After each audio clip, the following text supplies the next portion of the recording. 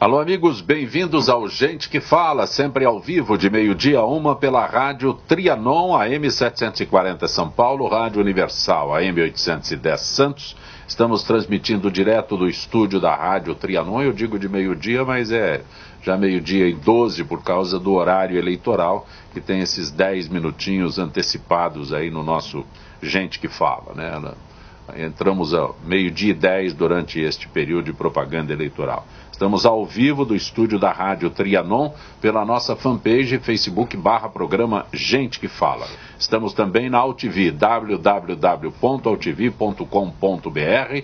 Estamos na TV Guarulhos, canal 20 UHF, canal 3 da NET em Guarulhos, 11h30 da noite, também AltV, 11h30 da noite. Acesse nosso blog, conheça nossos colunistas e colaboradores, gentequefala.com.br, à sua disposição o WhatsApp 974012235 e ainda um telefone aqui no estúdio da Rádio Trianon, 3289-3580.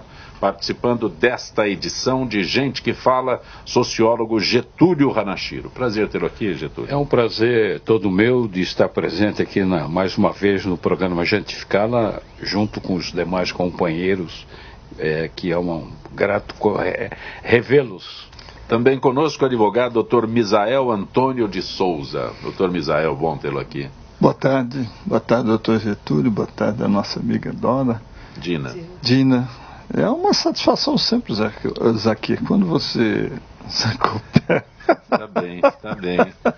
Saí de Ribeira do Pombal, filho orgulho de Ribeira do Pombal, mas é um privilégio. É um privilégio. Estive lá semana passada. É um privilégio. Ribeira do Pombal? Ribeira do Pombal. Estive lá semana passada. O Grubizig é que pediu que corrigisse quando você disse uma vez aqui, eu sou de Pombal. Ele falou, não, é Ribeira do Pombal, porque Pombal é na Paraíba.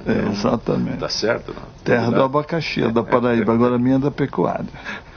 Jornalista Dina Barilli. Que bom tê-la aqui, Dina. Obrigada. É sempre um prazer retornar. Quantos países, Dina? Eu já visitei 127 países. Inveja. E vai aumentar essa lista? Pretendo. Eu estava indo para a Coreia agora, nesse mês, mas como eu fui voluntária nos Jogos Paralímpicos, aí desisti da viagem. Porque a Coreia está sempre lá, né? Assim, esperamos. Mas agora Jogos Paralímpicos... Não está cancelada. Não, tá só adiada. Só adiada. Tem algum país, assim, muito diferente que você tenha ido? O Misael, por exemplo, tem uma vontade danada de sair de Ribeira do Pombal. Qual país mais Ele diferenciado? Vai achar bem diferente a Etiópia. A Namíbia. Por que, Dina? Cita alguma coisa aí. Na Etiópia, eu até entendi, estando lá, porque que são os grandes vencedores de corridas são de lá, porque não tem condução. Os coitadinhos andam aquilo dia e noite, assim, sempre caminhando, e eu acredito que lá em Pombal seja, seja mais cômodo, né? Assim. Eu já tomei um susto, Dina, que eu saí de Tel Aviv. Num táxi, uma Mercedes, novinha, ar-condicionado, hotel 5 estrelas. Cheguei no Cairo. Ai, meu Deus, sei. Imagino. Aquela gritaria, aquele calor insuportável. E aí, Zancopé, o nosso táxi lá no Cairo era uma Bel Air 58. Sem ar-condicionado. Para dividir com mais 5 passageiros. E o cara trazia 2 melancias, uma bombona de água. E eu me perguntei, meu Deus, eu estou num cinema ao vivo, isso aqui, cara. Imagina uma 23 de maio, sem semáforo, uma Avenida São João sem semáforo. Eu fiquei horrorizado de ver aquilo. Meu Deus do céu. O Brigadeiro Luiz Antônio sem semáforo. E o Cairo, na época que eu fui, na década de 89, 90, era mais ou menos assim, fiquei apavorado de ver. Eu acredito que continue assim. Meu Deus do céu. E ainda falam mal do nosso Brasil. Pois é, tão amado. Deputados federais tentaram aprovar ontem à noite, sem qualquer aviso ou conhecimento sobre a pauta, medida apresentada como punitiva ao Caixa 2. Né? só valeria após a aprovação da nova lei. A manobra tinha 2 objetivos: conseguir anistia por prática de Caixa 2 cometida até agora e inibir a atual inclinação da força-tarefa da Lava Jato de tratar como corrupção o recebimento de dinheiro que não esteja na contabilidade eleitoral. Votação foi cancelada por pressão dos insatisfeitos. Importante ressaltar aí, Zancoper, que esse projeto é de 2007, eles tentaram ontem, vão tentar outras vezes, e os deputados terão que ficar espertos, porque tem muito companheiro preso e tem que liberar esses companheiros. Então eles vão tentar a qualquer custo mudar isso. Porque eu acho gozado, a população, principalmente esses que ficam aqui na Paulista, me corrijam se eu estiver errado, eu não quero aqui fazer nenhuma injustiça.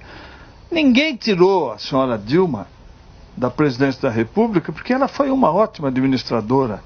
Ninguém tirou a senhora Dilma porque ela não fez nenhuma pedalada fiscal, ou seja, deixou de pagar determinadas contas e pagou usando um dinheiro inadequado.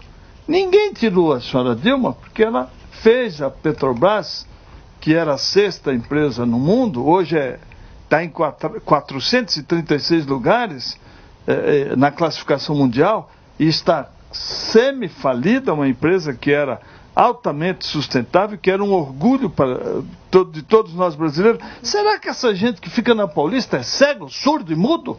Por que eles não leem isso? Por que eles não tomam cuidado disso? Então eu acho que esta gente, eles querem preservar o emprego deles, custe quanto custar. As nossas custas, que a cada dia trabalhamos mais, a cada dia pagamos mais impostos para sustentar essa corja de vagabundos que estão aí na Paulista todos os dias, que o nosso país de verde e amarelo passou a ser vermelho. Eu não consigo entender isso também. Eu vivo num país que a bandeira do meu país é o símbolo nacional, é verde, amarelo, azul e branco. O deles é vermelho, então eles estão em outro lugar, eles têm que ir para Cuba, têm que ir para Bolívia, para outro lugar, não aqui na Paulista, meu Deus do céu. Doutor Misael, o doutor Getúlio Ranachiro, a Dina Barilli, quando eu leio essa notícia aqui, 2 objetivos: conseguir anistia por prática de Caixa 2, né? E tentar, inibir a força-tarefa da Lava Jato. Da Lava Jato, né? Claro. De 2007 não tinha Lava Jato nessa época. Mas tinha o mensalão. Mas já tinha, como diz Misael, já tinha o mensalão e tinha sido apresentado um projeto de lei. Eu não sei se é o mesmo projeto ou se é muito parecido, exatamente para tentar definir a questão do Caixa 2. Porque o Delúbio, lembra do Delúbio, que falou do dinheiro não contabilizado? Não contabilizado. Ficou famoso por isso. Na verdade, era o Caixa 2. Né? Perfeito. No fundo, se queria descriminalizar o famoso recurso não contabilizado. E eu acho, estou na linha do Misael, quer dizer, esses grupos que estão se manifestando hoje só vão ter legitimidade se incorporarem uma luta contra isso. Não é? Não, sabe, não adianta mais pregar que foi golpe ou foi aquilo. É menosprezar a nossa inteligência, doutor Ranachiro. Junte-se aos outros grupos no sentido de preservar aquilo que o Lava Jato vem fazendo, Perfeito. Aquilo que é fundamental no sentido de coibir abuso dessa natureza do Congresso Nacional. É preciso realmente chamar a atenção da opinião pública, porque vão fazer de tudo para neutralizar o Lava Jato. Que é um absurdo. Que é um absurdo. Nós temos que aproveitar, deixa de passar limpo tudo isso. Tanto do ponto de vista do Congresso Nacional, Zancopé, como também do próprio Judiciário. Quer dizer, é preciso exercer uma pressão muito grande. Nós temos que dar moral à nossa sociedade, doutor. A nossa sociedade está podre. Exatamente. Eles conseguiram em 14 anos nos jogar debaixo do tapete, como se nós fôssemos qualquer coisa. Só eles podem. Primeiro, de recuperar a questão da ética, está na hora de recuperar a questão da própria política, da ação política, porque a política em si é uma coisa extremamente bela, quer dizer, bem vocacionada, bem utilizada, realmente é o mais complexo sistema que a raça humana tem, que é a ação política. Agora, É preciso, então, partir para a reforma política concreta. Quer dizer, eu, por exemplo, seria a favor de diminuir os recursos do fundo partidário, diminuir a quantidade de partidos políticos. Me desculpe, mas, por outro lado, eu não sei como é que se faz política sem dinheiro. Não tem condições de fazer política sem dinheiro. Tem que arrumar um outro mecanismo. Mas, Misael, você chega e cria um partido político que não tem nenhuma expressão na sociedade. Que se proíba.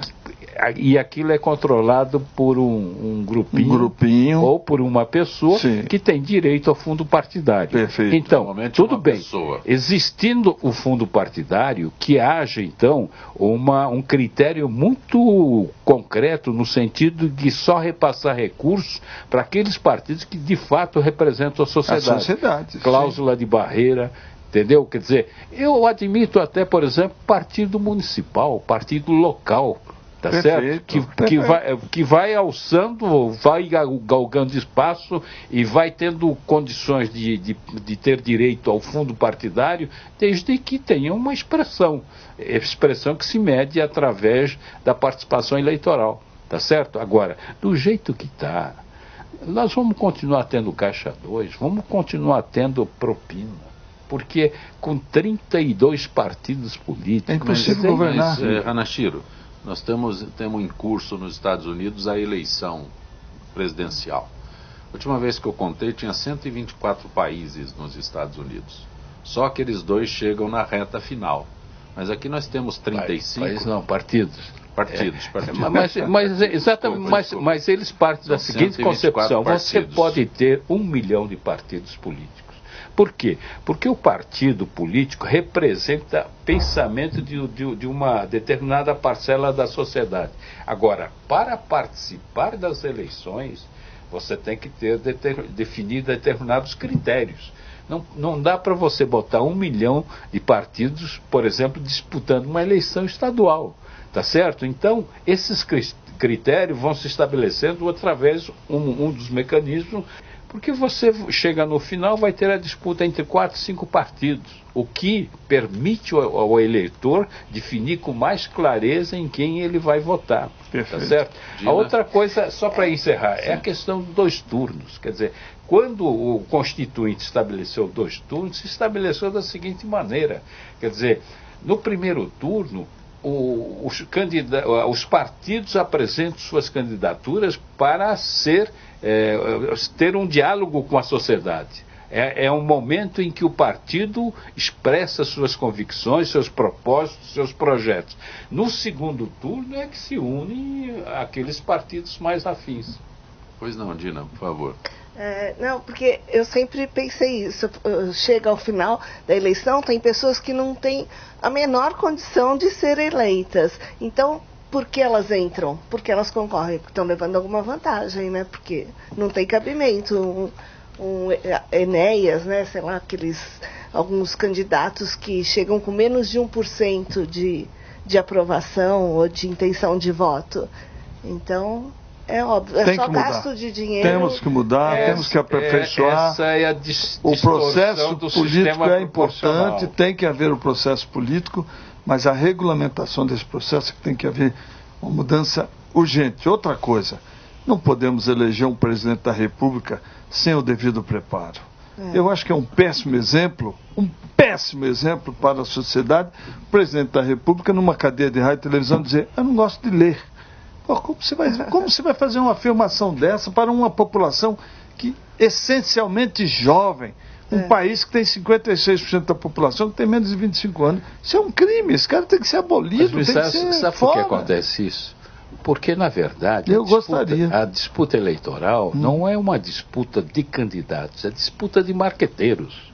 Então, a primeira coisa que você tem que fazer é o seguinte, vocês vão ter 30 minutos, certo? Cada um vai ter 10 minutos para expor o seu plano, a sua meta, etc, etc, mas sem teleprompter, sem qualquer produção, você vai lá ao vivo e depois você vai até debater com seus adversários. Agora, você bota toda a marketagem, tá certo? Toda a produção externa e bota um telepronto. Quer dizer, virou uma briga de marqueteiros, virou uma disputa de marqueteiro. Qual é o marqueteiro que consegue ter maior sensibilidade em relação ao eleitor, e não o candidato? E eu vejo um outro fator, ou um outro fato muito mais grave, Zacopé e colegas. As prefeituras do Brasil. Hoje não existe uma disputa política, existe uma disputa de quadrilhas organizadas, uma para se manter e outra para entrar. Então, veja que nessas cidades desse interior afora, uma oposição ganha a situação. Eu já vi casos da oposição, que a situação que perdeu, para evitar um sucesso da oposição, as máquinas, os tratores de conservar as estradas, eles vão lá e jogam areia dentro dos motores dessas máquinas. Danifica todo o patrimônio municipal. Ou seja, Misael, junte-se a isso, a Câmara Municipal. É razoável você ter uma Câmara Municipal onde um vereador de uma cidade de 20 mil habitantes, 15 mil habitantes, ganhe 10 mil reais? Seja remunerado. Eu sou a favor, exatamente. Não é nem o valor. Eu sou a favor de cidades com menos de 100 mil habitantes, o vereador exerce o cargo sem remuneração. É uma saída, né? Só as capitais tinham remuneração, não era isso? No passado, só as capitais. Só as capitais. Quando você foi vereador, só as capitais tinham remuneração, não é isso? Exatamente. Mas hoje... tinham 4, 5 assessores, hoje tem 18. Está sendo gentil, tem mais do que isso. Deixa eu aproveitar, o Misael fez referência a manifestações, e o Getúlio também, sobre essas pessoas que se manifestam. Não é falta, a gente não carece de estar habituado com manifestações, porque aqui, de repente, é assim, se você se manifesta, eu não gosto de você, então a sua manifestação é errada. Se você se manifesta, eu gosto de você, então a sua manifestação é válida. Perfeito. Não há uma carência. A Dina que viaja por esses países todos, né, já está habituada, de repente, não são essas manifestações monstruosas, mas são manifestações da população. Agora aqui parece que a gente não tem o hábito de se manifestar. É verdade. Ou então as pessoas usam esse pretexto de se manifestar. Mas eu que moro aqui na região da Paulista, quase todo dia tem uma manifestação que trava todo o trânsito. A gente não tem como... Você ficar feliz da vida com isso, né? Eu já escuto um barulho e falo, pronto, não posso sair mais hoje daqui. E também hoje não é manifestação. A rotulagem é manifestação. Então, na realidade é um bando de delinquentes, desempregados, vivendo às custas do meu dinheiro. Manifestação passiva. Não é passiva não. Você pode ver que está escrito CUT lá, pode ver que está escrito PT, pode ver que está escrito só organizações maquiavélicas que não querem, eu desconfio que eles não querem o futuro do Brasil, essa gente. Eles não pensam no Brasil. Aí você diz assim, mas é ruim para você, mas é bom para eles. Me dê qual é a bondade deles. Me dê a bondade deles que eu sigo eles. Agora eu não vejo nenhuma, eu não vejo nada de útil que essa gente acrescenta. Tinha lá um monte de, desculpa a expressão, de babacas na porta do hotel nos Estados Unidos, fora Temer. Pô, você não tem o que fazer, cara. Getúlio Ranachiro, sociólogo, quando eu digo que a gente não está habituado a manifestações, né? Manifestações, qualquer que seja, não é contra ou a favor. Não, eu acho que nós estamos, sim. O que eu acho que essas manifestações acabam gerando um conflito é porque muitas vezes elas se realizam em locais inadequados. Quer dizer, você interditar a Paulista, você está perturbando mesmo aqueles que são favoráveis à tese que os manifestantes estão defendendo. Ou seja, por que você não faz a sua demanda ou não reclama? Praça Charles Miller, doutor. Na Praça Charles Miller. Está próximo da Paulista. Praça Charles Miller. Como em Londres, Hyde Park, o cara vai lá, bota uma caixa de fruta e começa a protestar contra o rei, a rainha, o diabo. Tudo bem. O papa, enfim. E aí começa a juntar gente, ou então leva um séquito grande e acaba. Agora, você começa a perturbar o trânsito, perturbar o direito de outros de ir e vir. Isso que realmente eu acho que vai criando esse antagonismo. Claro. Né? Agora, eu sou totalmente favorável às manifestações. Eu acho que o cidadão deve se manifestar. Mas é preciso... O problema é que eles não querem se manifestar, eles querem perturbar o direito dos outros. Veja que as manifestações eram feitas aonde? Vale do Anhangabaú, Praça da Sé. Mas lá não incomoda, o trânsito em Anhangabaú hoje é subterrâneo, então lá não incomoda mais, não proíbe o senhor de atender os seus compromissos. Quando nós tivemos manifestações no Anhangabaú, travou a cidade. Travou a cidade, mas não trava como trava a Paulista. Mas não trava como travou a Paulista. Quando você tem uma manifestação cujo tema é de interesse nacional, como foram as diretas já, isso até se justifica. Nós participamos da organização do ponto de vista de trânsito, de fechar o Anhangabaú, logística, entendeu? E plenamente nós tínhamos consciência de que era possível você fechar o Anhangabaú, porque nós tínhamos feito essa experiência com a visita do Papa. Que não aconteceu absolutamente nada. Eu estou falando de um período em que o Anhangabaú não era esse desenho que nós temos hoje, essa arquitetura que existe mas lá. Quando você tem uma manifestação com certa antecedência e prepara toda a logística, a cidade consegue andar. Agora, consegue produzir. O que você não dá, de uma hora para outra, você fechar Paulista. De uma hora para outra, fechar a Consolação. Tá certo? É preciso, eu acho que realmente o direito à manifestação é um direito consagrado na Constituição, mas é preciso também respeitar o direito de outros de ir e vir. O que me preocupa, onde estão as autoridades de São Paulo? Onde está o seu prefeito municipal? Onde está o seu governador? Onde está o comandante da Polícia Militar, o secretário da Segurança Pública? Não dá para entender isso. O problema também é sério, né? Porque se a polícia age, uma parte já mete o pau e tal. E eu sempre coloco o seguinte, eu fugi da polícia na repressão de 68. Sim, mas veja bem, a gente tinha consciência de que ia receber umas cacetadas. Eu tenho pena, piedade e dó. Se a bate é violenta, se não bate é frouxa. Eu tenho pena e piedade e dó do policial hoje em dia. O policial é um servidor que está aí e que pode ser execrado a qualquer instante e banido da sociedade, porque esses idiotas que estão aí, eles agridem. Você viu outro dia o empurrão que o Rilo, um deputado, deu num policial militar dentro da Assembleia Legislativa? Ou seja, ele fez aquilo que ele queria, ele estava provocando o policial para ele revidar. Porque o que eles querem aqui na rua é provocar o policial para que este revide, para que eles tirem proveito disso.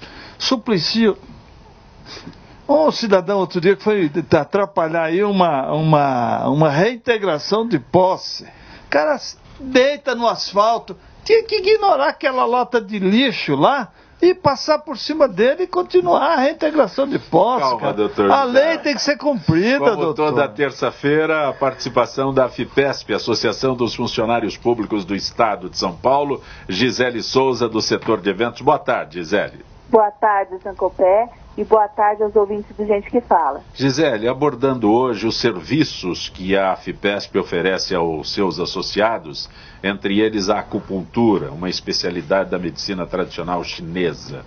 Define pra gente, esclarece o que é a acupuntura, Gisele. Zancopé, a acupuntura é uma terapia alternativa que trata enfermidades utilizando agulhas, sementes de mostarda ou cristais em pontos específicos do corpo, chamados de meridianos energéticos, que correspondem aos órgãos e vísceras que se encontram em desequilíbrio. Gisele, quais doenças mais comuns podem ser tratadas por esse tipo de terapia?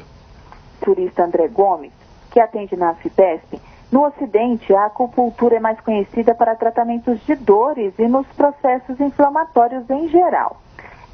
Como nas lombalgias e nos torcicolos, né? Já na China, a acupuntura é a medicina oficial, adotada para manter a saúde e o bem-estar das pessoas. Tanto que no Hospital Central de Pequim, chega a atender por dia cerca de 7.000 pacientes que buscam a cura por meio das agulhas. Se considerarmos que é uma terapia milenar, nós podemos dizer que ela hoje estaria mais evoluída, Gisele? Se olharmos sob o ponto de vista da história, não.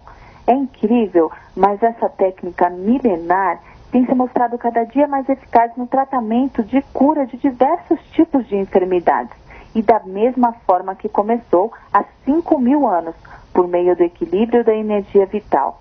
O que temos de novo é que, além da acupuntura tratar problemas de saúde, hoje ela passou a ser uma grande aliada na busca pela beleza. Com a técnica milenar da medicina chinesa, é possível amenizar rugas, flacidez facial e corporal, gordura localizada, celulite, entre outros. E a gente pode se valer da acupuntura para qualquer tipo de doença? Sim, mesmo as mais graves, que estão passando por tratamentos pesados, né, pela medicina tradicional. É comum, em alguns casos, o paciente ser acometido de tristeza e depressão, situações em que a acupuntura é de grande ajuda. Algo que eu sempre abordo no Gente que Fala é prevenção. A acupuntura pode-se fazer prevenção a várias doenças com a acupuntura? Sim, Zé Copé, desde que sejam de ordem psicoemocional, é possível diagnosticar os distúrbios energéticos e tratá-los antes que estes sejam somatizados pelos órgãos e glândulas, evitando assim que as doenças se manifestem no corpo físico. E tenho mais informações, né? Os interessados podem obter mais informações na Coordenadoria Social, na Rua Venceslau Braz, 206, no nono andar, no centro, ou pelo site www.afpesp.org.br/social. Também pelos telefones 11 3293 9592 e nos finais 9563 e 9572. Gisele Souza, agradeço mais uma vez tua gentileza com o nosso Gente que Fala. Uma boa tarde, Gisele. Boa tarde, Zancopé, e boa tarde aos ouvintes do Gente que Fala. Vamos ao intervalo, retornaremos em instantes.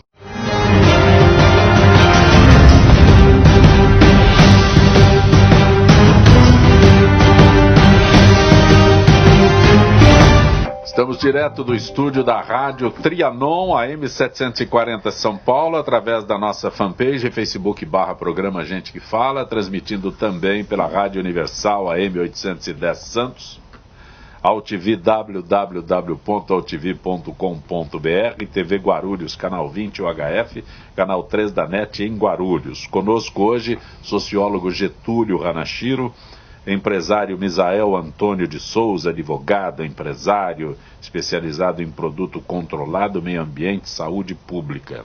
Jornalista Dina Barilli. Quando a gente iniciou o Gente que Fala, a Dina fez referência a 127 países que ela já visitou. Você foi em todos da América Latina, das Américas?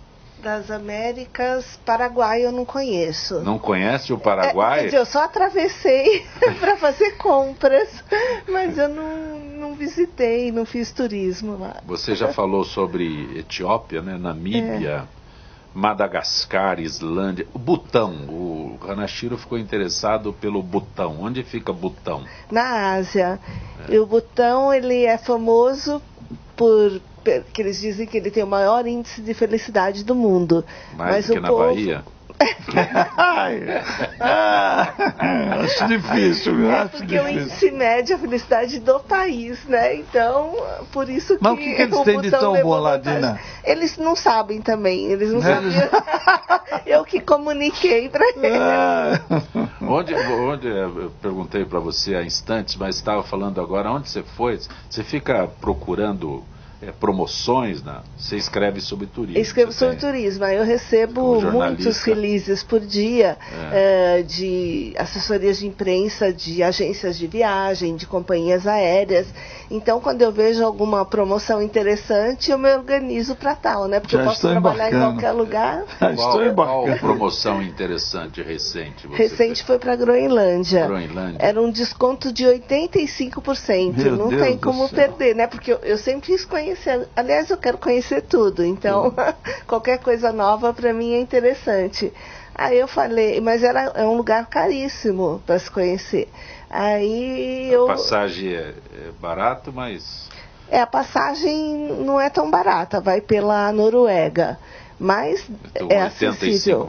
85% foi no cruzeiro. Era um cruzeiro de 12 dias, com todas as refeições inclusas, bebidas, e custava... Aí o aéreo é normal. O aéreo é normal. Sim, aí você usa a tua milhagem. Milhagem, quando eu tenho, quando compensa, né? Também pesquiso isso. E o que tem para ver lá, além do gelo? Além do gelo... Quem gosta disso que é bom, né? As pequenas comunidades, que é interessante de conhecer, e a paisagem. A paisagem é deslumbrante. Os icebergs, lindos demais. Nós nem conseguimos chegar em algumas cidades porque os icebergs fechavam a entrada, né? Só era possível chegar de avião. Mas os icebergs são lindos e para quem gosta de caminhar é um paraíso, porque não tem perigo nenhum. Isael já não gostou. Caminhar no gelo não é comigo não, bicho. Caminhar lá no Agreste já é complicado. No Nordeste, sim. Não, mas dá para caminhar nos 15% do país que não tem neve. Você conduziu a tocha olímpica. Isso, agora, foi. Aqui em São Paulo. Em São Paulo. E da tocha você foi para a Olimpíada e depois para a Olimpíada como voluntária. Como voluntária. Na Paralimpíada eu fui credenciada também como jornalista. Então eu fui para ser voluntária, eram 9 horas de trabalho por dia. Os voluntários tinham que obedecer essa carga horária. E aí depois eu ia assistir aos jogos, né, como jornalista. As pessoas falam muito em ser voluntário. Qual é a compensação em ser voluntária numa Olimpíada? Não, a compensação é o contato humano com pessoas de todos os lugares. Viver o clima. Perguntar para o sociólogo. Viver o clima. Porque, assim, monetariamente não tem vantagem nenhuma. Não. Mas você sabe, Zé Copé, esse tipo de eventos realmente atraem muitos voluntários, porque é um pouco de congraçamento, entendeu? É uma oportunidade das pessoas se relacionarem entre o próprio, dentro do próprio país e com os estrangeiros. Então, essas coisas realmente atraem as pessoas. E é um trabalho voluntário belíssimo, reconhecido por todas as autoridades, etc. E é reconhecido pelo público. Então, eu acho que, para quem participa, é uma satisfação enorme. Você recebe alguma, só a credencial? Sai de lá com a tua credencial, é isso? Nós recebemos o Rio Card, que era um passe que dava direito às conduções do dia, né, desde que não ultrapassasse, lógico, eram 2 ônibus, 2 metrôs, e eles oferecem almoço. E uniformes também. E uniforme, isso. Que é uma lembrança para sempre, né? Você está de posse. E o que eu achei bonito nos voluntários, eu estive nas Olimpíadas, eu gosto muito de tiro, armas, e lá fui ver as provas de tiro. Uhum. E a animosidade do pessoal, a descontração do pessoal em querer ajudar, em querer ser útil, vamos lá e tal, isso eu achei legal, porque o bom que eu percebi nisso é você viver o clima da festa, porque não deixa de ser uma festa, né? Uma confraternização. E que aqui também temos que registrar que o Brasil deu um show na abertura da Olimpíada, né? A gente fala do Brasil, mas não tem nada menor do que esse país, cara. Eu amo esse país de paixão. Dina, Jaime do Jardim Bonfilholi pergunta a você a imagem que o Brasil tem nos países em que você visitou. Bom, na época do Lula, eu não sei... ele conseguiu assim ser unanimidade, porque todo lugar que eu visitava diziam, agora vocês têm um bom presidente. Claro, o nosso dinheiro foi para lá antes, né? Então, tinha mesmo. Mas eles têm essa ideia de que é uma selva, alguns ainda têm, achando que encontra onça na rua, que é muito perigoso, porque as notícias ruins chegam rapidamente. É que então, nós temos um Ministério do Turismo, que é o órgão responsável para divulgar isso, que colocam sexólogas para ser ministras, que colocam... Mas, Dina, com relação à violência, que a notícia chega rápida lá, não se imagina que seja um país extremamente violento. Extremamente violento. Essa é a imagem. E selvagem, né? Assim, que não, com animais nas ruas. Doutor Misael, Marcos de Pinheiros, por que aqueles que foram às ruas contra Dilma não estão indo agora a favor de Temer? Seriam contra ambos? Não, aqueles que estão nas ruas, aliás, que foram a favor da Dilma, né? Que ele está falando contra a Dilma. O impeachment da Dilma. Nós estamos... O senhor não entendeu que o presidente novo, que eu não tenho nenhuma admiração, mas também não tenho nada contra, ele está querendo pacificar o país para que nós possamos sair destes 14 anos de atraso que este partido que está saindo levou o país ao caos. Nós temos 11 milhões de desempregados, nós temos um déficit público de 170 bilhões. Eu acho que o senhor não está acompanhando o noticiário do jornal. Ninguém estava contra ela, nós estávamos contra a situação, que é o caos que eles levaram ao país, e que nós estamos tentando gradativamente sair desse caos, e temos que sair, porque o Brasil é um país rico. Eu ouvia, só um minutinho, eu ouvia de um certo político em 1990, eu reclamando para ele, amigo, que esse Lula tinha que ser presidente? Ele perdeu as eleições para o Collor naquela semana. É que comecei a desabafar. Esse cara nunca administrou nada, nunca fez nada na vida, e desabafei. Esse cidadão me ouviu atentamente e disse, mas o senhor não tenha dúvida, ele será o próximo presidente. Isso em 90. Eu falei, mas como? Como? 89 que ele perdeu as eleições para o Fernando Collor. Como esse homem pode ter a pretensão? Ele falou, vai ser. Mas o senhor não se preocupe. Este país é um país tão rico, nós temos tantos recursos, que o senhor pode colocar um poste, que o país vai adiante, porque quem manda é a iniciativa privada. Eu falei, sim, colocamos um poste, e depois? Ele calmamente respondeu, depois a história vai lhe dizer.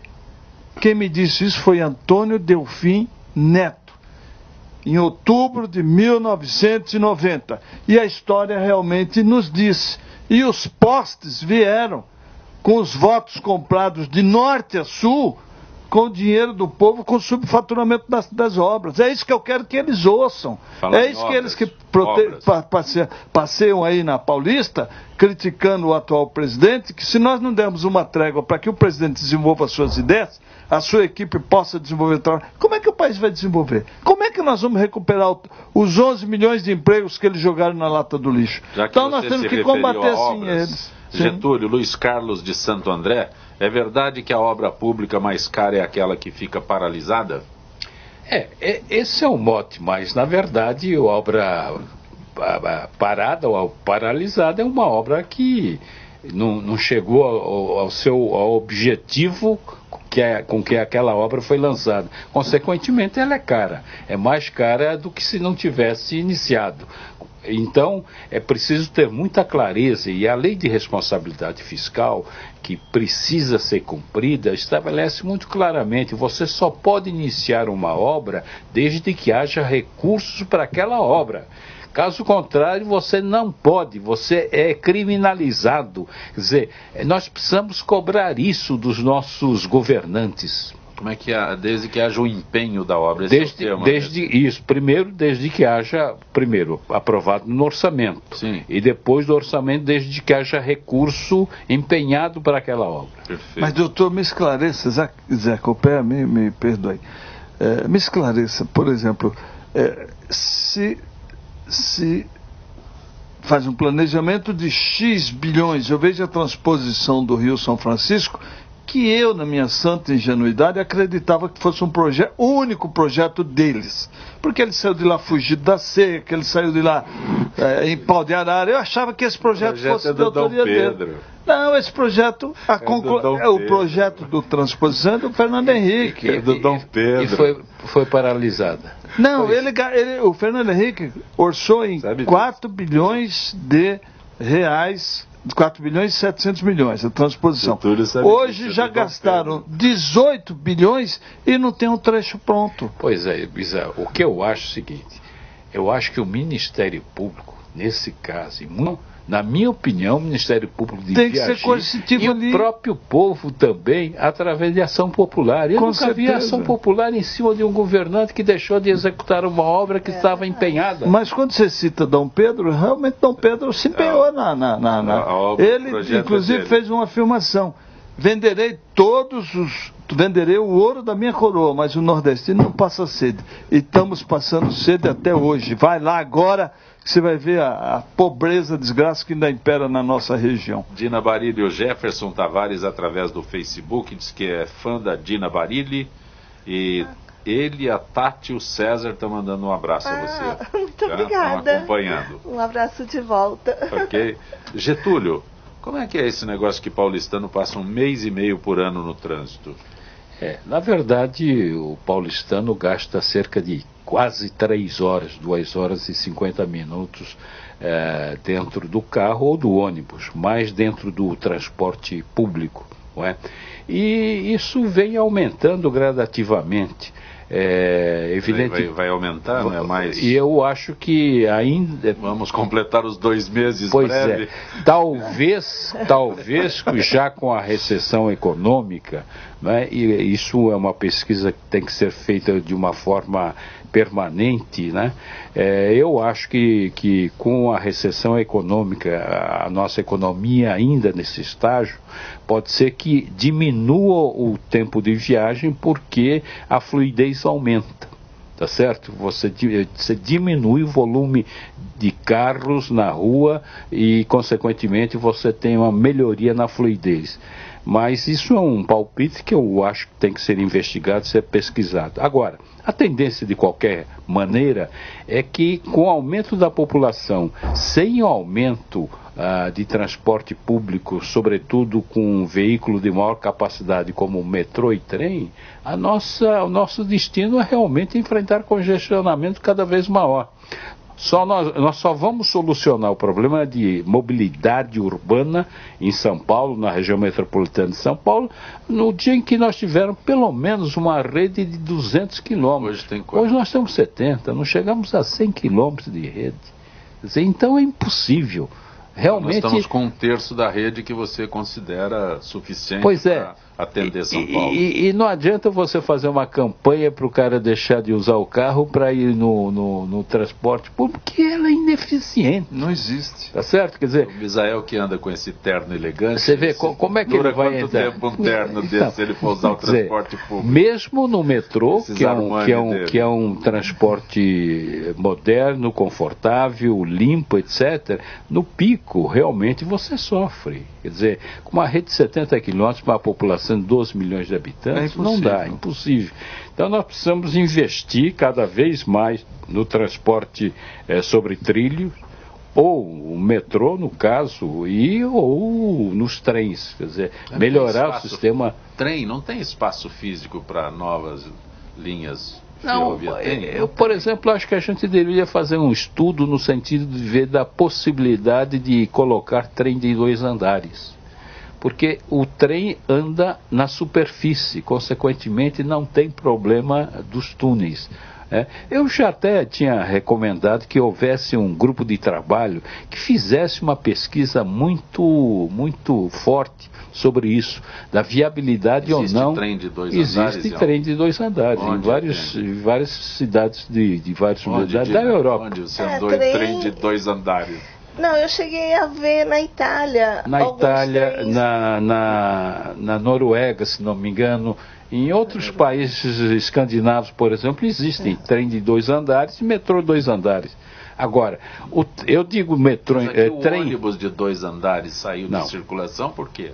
porque para uma estabilidade, uma coisa é o ônibus, que você tem que fazer curva, etc. Sim. Outra coisa é sobre trilhos.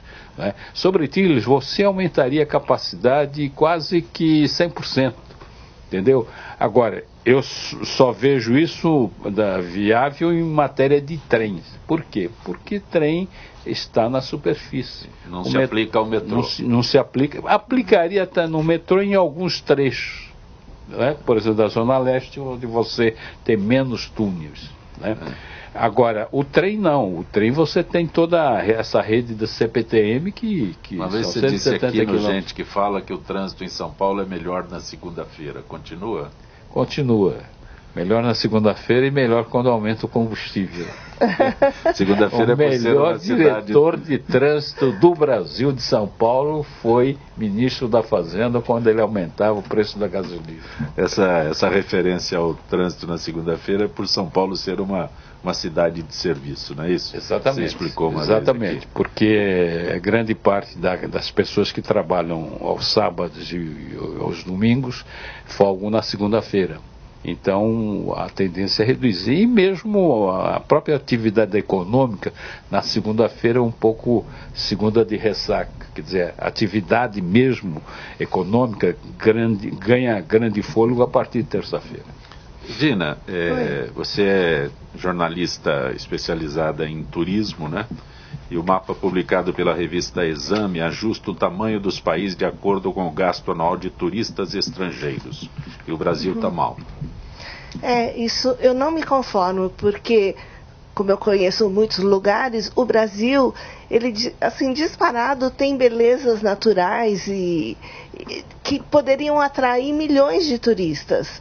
Você vê as cataratas de Niágara, tem 1 milhão de visitantes, e Iguaçu, que é muito mais bonito, e são muito maiores, muito mais rico, tá lá capengando, né, o turismo. Então isso podia ser uma ajuda muito grande, podia erguer o país. Mas o inverso é desfavorável ao Brasil, né? O brasileiro gosta mais de viajar do que recebe mais os turistas. Mas não é que ele gosta mais de viajar. Ele gosta mais de consumir. Sim, mas eu falo nesta análise, né? Os brasileiros viajam mais do que recebem turistas, né? Sim. Não, isso não é. Os não brasileiros gosta de viajar, não. É a realidade nessa análise sobre turismo que sai e turismo que vem. Né? Os brasileiros são a alegria do comércio, porque chegam, compram mais que os japoneses. Mas por que não gosta disso? Eu não gosto pelo seguinte: você vai, por exemplo, à cidade de Ilhéus. Ilhéus tem coisas maravilhosas, tem coisas lindíssimas. Você vai comprar uma passagem a Ilhéus, tem 4 voos por dia. Nós já tivemos época de ter 16 voos para a região de Ilhéus. Entraram essa gente que está saindo aí, graças a Deus, eles foram restringindo os voos. Hoje nós temos 4. Nós temos um aeroporto com muito mais segurança do que o aeroporto de Ilhéus, que fica na ilha de Comandatuba. Uma pista mais longa, uma visibilidade muito maior. Eles proibiram de usar o aeroporto porque lá é um aeroporto particular e não pode usar comercialmente o aeroporto particular. Mas eu não cobro taxa, é de graça. Não, mas não pode. Aí você pega aquele povo rodando 70 quilômetros e vai até Ilhéus. Quando você chega em Ilhéus, o aeroporto minúsculo, e 3, 4 voos, esses 4 voos saindo tudo na mesma hora. Então você não consegue embarcar com a mala, você não consegue tomar um café porque tem fila, você não consegue entrar no detector de metais que tem uma fila desse tamanho. Por quê? Está tudo errado. E aí você vai para Comandatuba, o hotel te cobra 1.440 pau uma diária. Você vai para Las Vegas, você fica num Venetian, você fica num Palácio, dependendo do dia você paga $80 a diária. Quer dizer, como é que você vai gostar? R$250. Como é que você vai gostar? Redondo. Só que o Venetian... Não, estou falando números redondos. Sim, mas esses dois... Aqui é R$1.400, esses dois que eu te falei, 250. Você tem um mundo aos teus pés. Você entra para tomar um café da manhã que você paga $12, $14, você tem comida de 80 países.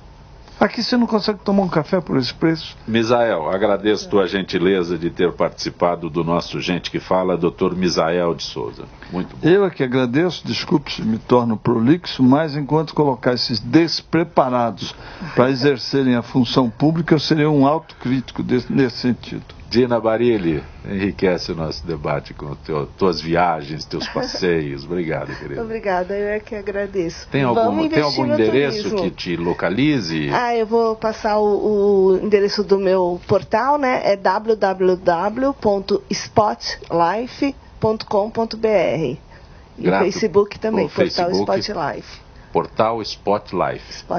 Grato por ter vindo ao Gente que Fala. Eu é que agradeço. Getúlio Hanashiro, sempre muito bom tê-lo aqui, Hanashiro. Depois de ter viajado pelo mundo, só me cabe agradecer pelo convite. Obrigado. Muito bom. Gente que Fala tem a direção-geral do jornalista Fausto Camunha, diretora de produção Zenilda Salvato, redação Pedro Esquiavon, produção cultural Ricardo Godoy, na Rádio Trianon, Benebene, Cléo Rodrigues, Neildo Neres, Ricardo Valim, na direção da TV Guarulhos, Fernando Mauro, na direção da UTV Alberto Luquete, na técnica James Eduardo, Paulo Afonso, Iago Matsumoto. Estaremos de volta amanhã, meio-dia. Gratos, até lá.